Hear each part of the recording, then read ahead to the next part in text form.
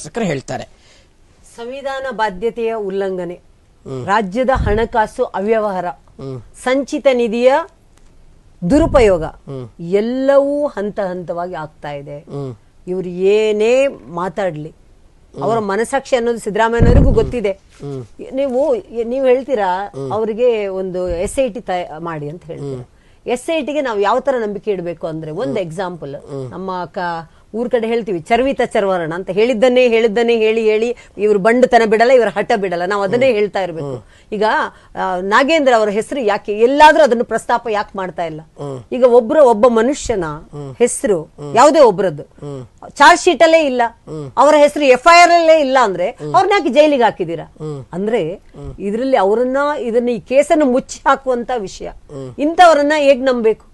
ಜನರಿಗೆ ಇವ್ರು ಯಾವ ತರ ತೋರಿಸ್ಕೊಡ್ತಾ ಇದಾರೆ, ಇದು ನೀವು ಎಲ್ಲೂ ಬಿತ್ತರಿಸ್ತಾ ಇಲ್ಲ ಯಾಕೆ? ನಾಗೇಂದ್ರ ಅವರ ಬಿಜೆಪಿ ಧ್ವನಿ ಎತ್ತಬೇಕಲ್ವಾ ಮೇಡಮ್? ಎಷ್ಟು ಸರಿ ಹೇಳಿದ್ರಿ ಅದನ್ನೇ ಹೇಳಿ ನಾನು ಹೇಳ್ತೀನಿ, ಇವ್ರ ಬಂಡುತನ ಬಿಡಲ್ಲ, ಇವರ ಹಠ ಬಿಡಲ್ಲ, ಎಷ್ಟು ಸರಿ ಹೇಳ್ಬೇಕು? ನಾವು ಇಷ್ಟು ಸರಿ ನಾವು ಹೇಳ್ತಾ ಇದೀವಿ.